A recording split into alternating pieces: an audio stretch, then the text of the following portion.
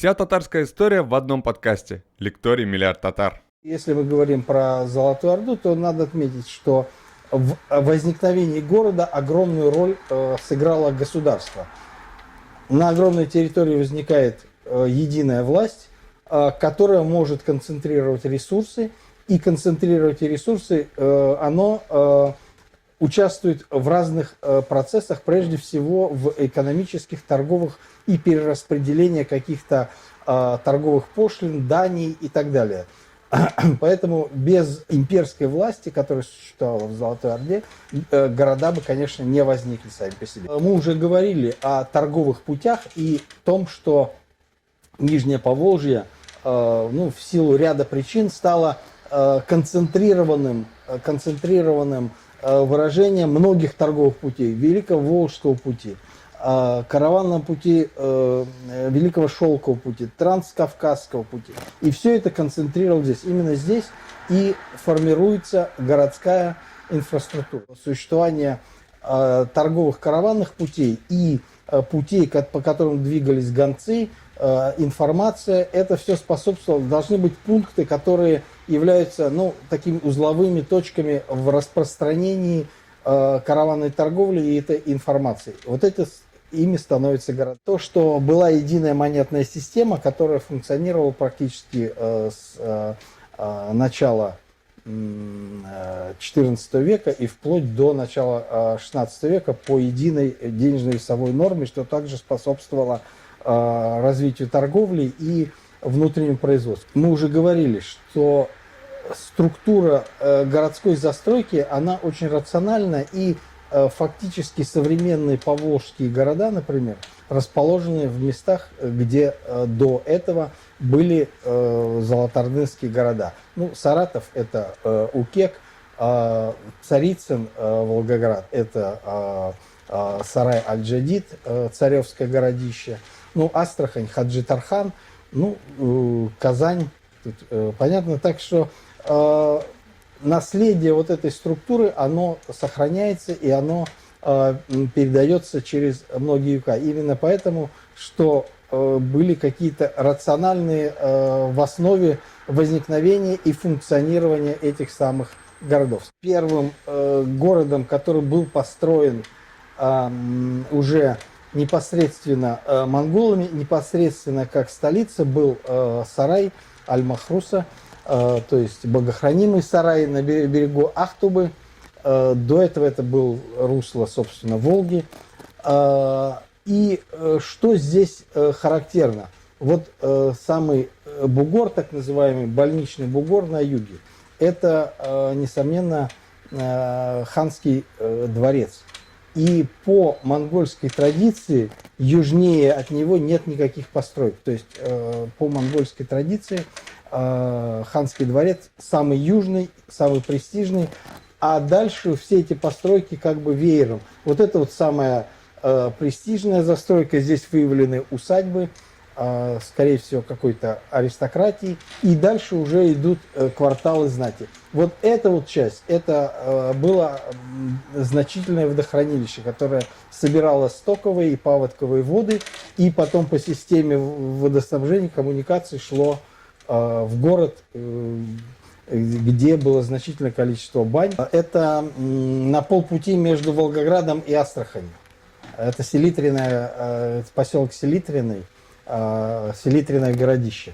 Вот оно, вот это как раз округа. И вот здесь вот мы видим, концентрируется. И вот здесь вот эта точка очень интересная. Здесь расположены ханские кладбища. Здесь вот как раз проводили раскопки казанские археологи и выявили систему мавзолеев, которая на несколько километров здесь располагает, целое погребальное поле. Когда мы говорим о городе, здесь были очень значительные разнообразные производства от керамического, железоделательного, ювелирного, стеклоделательного, косторезного, камнеобрабатывающего, все. И на прошлой лекции мы уже говорили, что все это требовало значительного количества ресурсов. И эти ресурсы в этот город регулярно поставлялись. Вопрос о том, какая численность населения этого самого города. Надо отметить, что у нас есть некоторые сведения восточных источников, которые говорят, что они не совсем точные, но, очевидно, какую-то истину содержат. Говорится о том, что население города Сарая было около 75 тысяч человек. Не исключено, что это какие-то реальные цифры, по крайней мере, какие-то реперные точки. Путешественники, которые были в этом городе, они отмечают, что он довольно населенный, поскольку Ибн Батута, который это говорит, видел многие города, включая и Багдад, и Бухару, Самарканд, и многие африканские города. То есть не для многих городов он давал такую самую характеристику. Вот как располагается система округи в Нижнем Поволжье. То есть это Хаджи-Тархан, и это целый ряд вот вдоль русла Волги система мелких городов, населенных пунктов, которые выявлены археологически. Такая же система выявлена и здесь. Вот это Царевское городище, и вот целый ряд вокруг пунктов, которые возникли рядом вокруг сарая Аль-Джадид. Царевского городища, здесь Бельджамен, Водянское городище. Тоже очень крупные мегаполисы, где-то, тоже в районе 50-70 тысяч человек. Один из крупнейших городов на полпути между Сараем и Болгаром был Укек, нынешний Саратов. Вот это вот Саратов вот там, на той стороне. А здесь рядом с переправой через Волгу был как раз город Укек, ныне набережный Увек. И здесь тоже. Вот южная часть – это мавзолей и какой-то ханский дворец. А дальше идут уже постройки. То есть он тоже был построен изначально по монгольским традициям. Вот это сельскохозяйственная округа. То есть если в Нижнем Поволжье пахотной земли было мало, то Укек – это прямо вообще территория, полностью распаханная уже в золотоордынское время. И отсюда продовольствие поступало в том числе и на Нижнее Поволжье. И здесь вот мы видим концентрацию как раз вот сельских поселений, которые были округой как раз вот этого Укека. Центром одного из самых процветающих болгарских улусов был город Болгар. К примеру, вот эта вот часть, это домонгольская. И смотрите, как он вырос. Здесь вот на юге расположен так называемый малый городок, который обычно трактуют как недостроенный караван-сарай. Скорее всего, это тоже дворец султанов местных. И, как видим, он тоже на самом юге расположен. То есть здесь мы видим ту же самую систему, которая была и в нижневолжских городах. То есть южная, самая престижная часть – это такое ханское место, и дальше уже располагается вся. А на самом севере это как раз ремесленные и торговые поселения. Дело в том, что когда возник вот этот самый дворец, вот этого города еще не было. И весь город был вот здесь. То есть самая ранняя 13-я часть, потому что домонгольский город, он был уничтожен, и преемственности он не сохраняет. Там даже вал был срыт. То есть в золотоордынское время город был снивелирован и засыпан песком. То есть просто старый город был сожжен, уничтожен, и там население, может, ушло, может быть, его выселили, но неважно. И возникает вот этот вот самый памятник. А весь город был здесь, он был торгово-ремесленный. А ханская ставка была вот здесь. Но после того, как начались, здесь возникает джами-мечеть, возникают, какие-то ханские или просто аристократические мавзолеи, то понятно, что дворец не мог быть здесь. И он переносится сюда. Скорее всего, как вместе с этими стенами во второй половине XIV века, возможно, связано или с Булат Тимуром, или с его наследниками, потому что о том, что здесь правили ханы, нам известно по целому ряду источников. То есть не какие-то там князья правили. князья это были представители, ну, клановой аристократии. А все равно был какой-то, ну, по русским источникам всегда присутствовал какой-то царевич. Вот, это вот хан. Скорее всего, эта вот монументальная постройка и стены, этот дворец, это были задуманы как вот это самое, ну, возрождение какого-то ханского города. Но уже к этому времени, ну, целый ряд обстоятельств сложился против, и, ну, скорее всего, это строительство или прекратилось, или было достроено, а потом заброшено. Ну и как уже дальше весь город. То есть до этого были исследованы в 50-е годы, вот как раз до затопления, ну, с 40-х годов там велись исследования, но особенно интенсивные. Но и здесь вот как раз были выявлены, в том числе, например, считается, что какая-то русская часть, Слобода там и так далее. То есть это вот как раз укладывается в, ну, структуру монгольского города. И это вот элементы культуры, которые несопоставимы вот с теми реконструкциями типа Тимбукту, которые, значит, нам предполагают режиссеры и пытаются, значит, убедить, что города были такие бесцветные, серые и песчаные, и не содержали никакой культуры. Ну, это вот элементы культуры, включая вот этого замечательного дракончика, который является элементом имперской культуры, которая формировалась в начале XIII века и транслировалась по всей империи как признак принадлежности к высшей аристократии.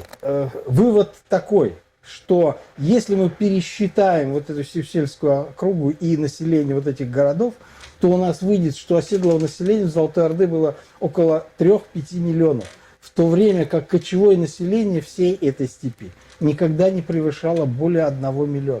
То есть, иными словами, когда мы встаем перед дилеммой, что же это было за государство, кочевое или оседлое, то у нас, значит, перед глазами должен быть такой вывод, что это, конечно, оседлое государство. Оно находилось, основная часть его в степи, но это не кочевое государство.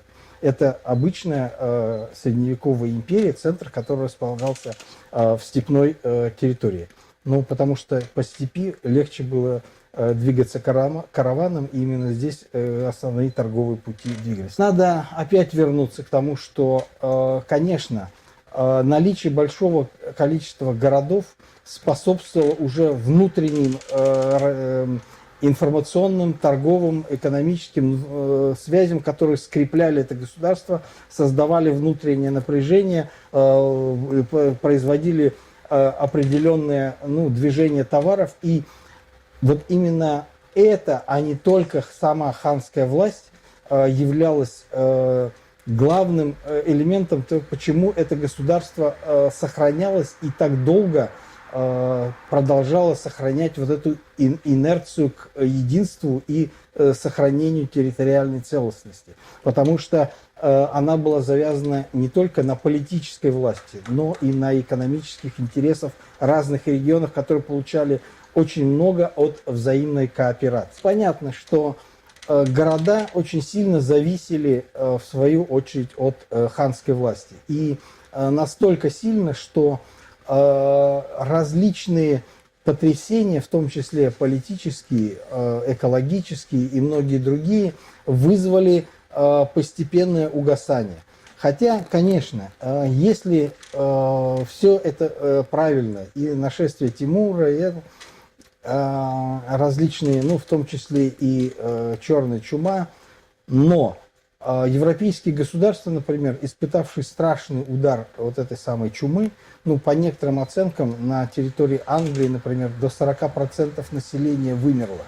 Ну, государство не перестало существовать. Наоборот, там продолжали еще вести столетнюю войну, а потом еще войну Росвелли. Здесь дело в другом.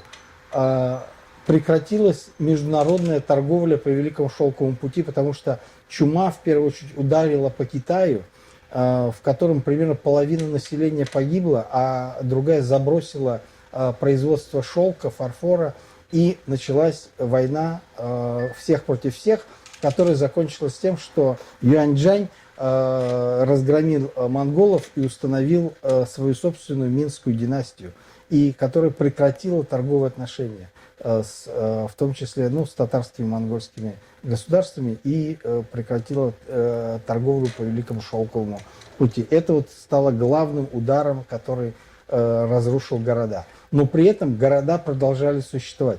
Последний удар по Сараю был нанесен, например, Менгли-Гиреем, крымским ханом, который разгромил наследников Орды Ахмада и разорил город Сарай окончательно и разметал его жителей, и после этого город прекратил свое существование. Это было в 1502 году, но до этого город существовал, даже несмотря на то, что объем его торговли и численность населения резко сократилась.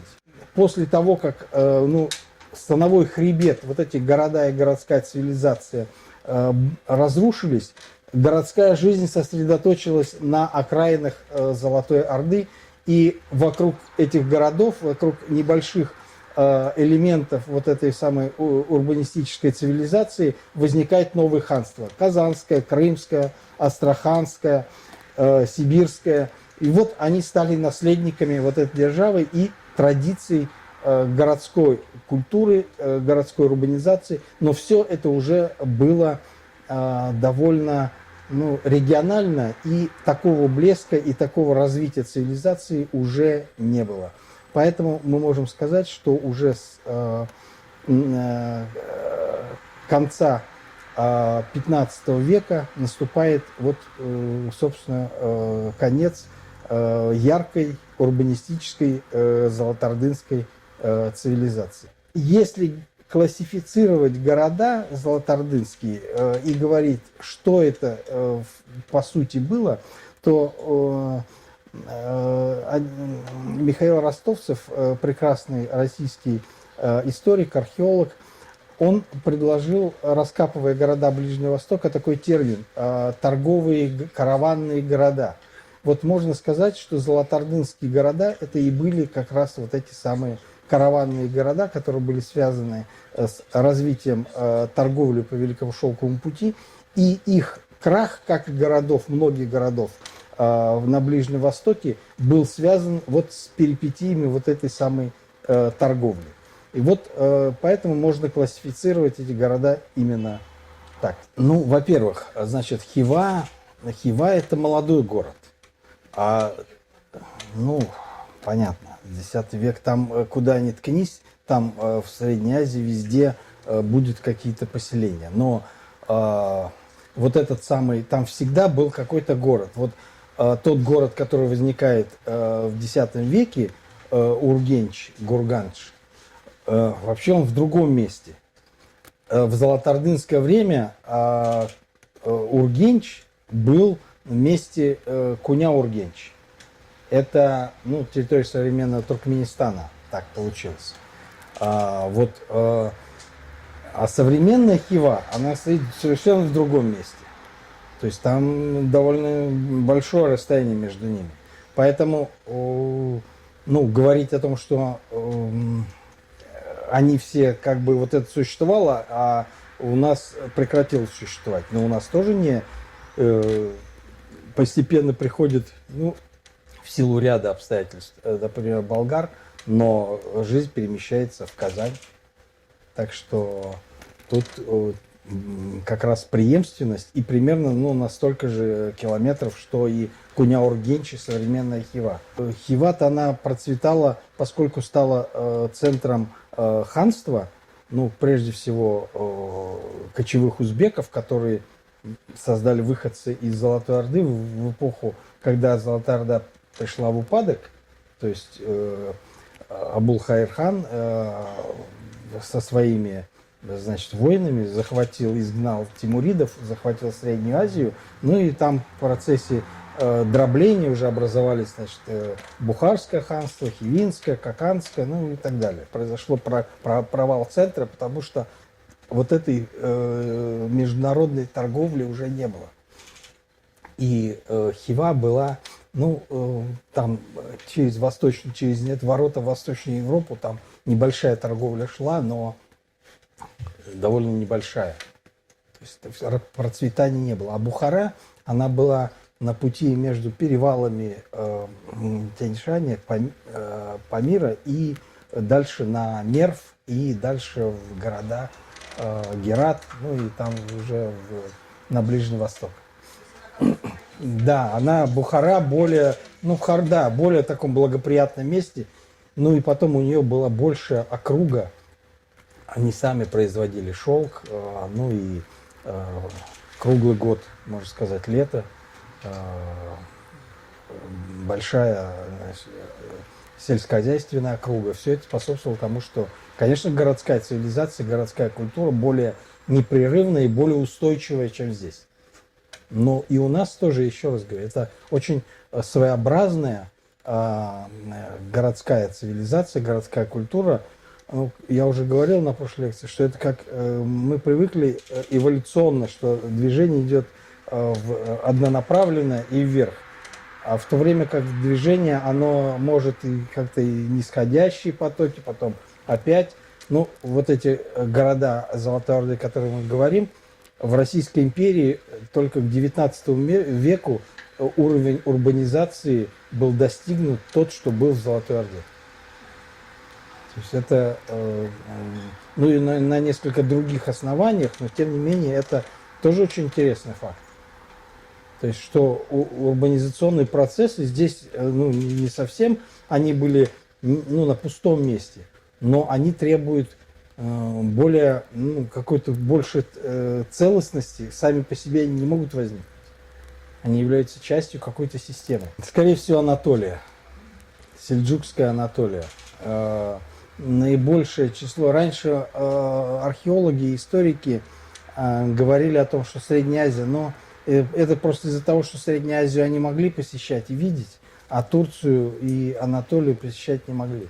Но сейчас все больше исследователей склоняется именно к тому, что значительную часть построек, ну, например, вот Джами мечеть в Болгарии, вот этот так называемый четырехугольник, это прямая аналогия сельджукским памятникам 12-14 веков в Анатолии. Ну, например, есть медресе в Трабзоне, оно тоже имеет вот 4 вот таких вот угловых контрфорса, такие небольшие башенки. Они должны были держать вот эту мощную конструкцию.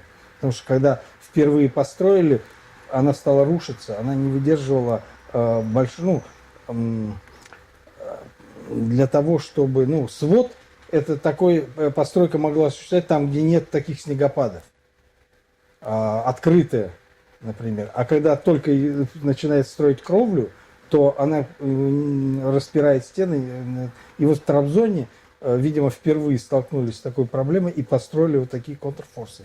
Скорее всего, здесь вот у нас она была построена, стала разрушаться, и второй период строительства как раз вот она приобрела вот эти самые контрфорсы.